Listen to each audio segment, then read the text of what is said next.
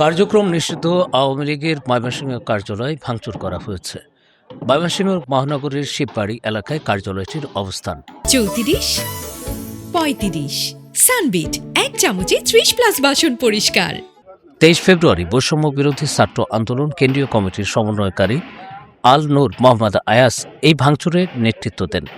এর 2 দিন আগে আল নূর মোহাম্মদ আয়াস আওয়ামী লীগের কার্যালয়গুলোকে টয়লেট বানানোর কথা বলেছিলেন।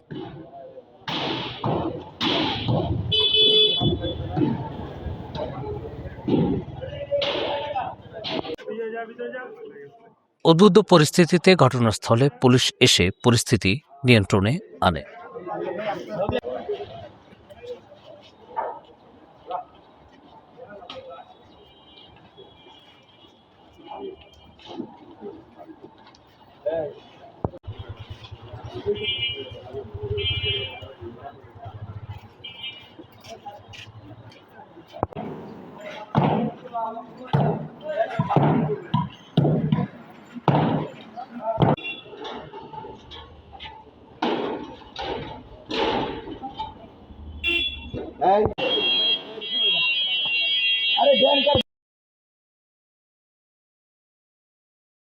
চৌত্রিশ, 35 সানবিট 1 চামচে 30+ বাসন পরিষ্কার।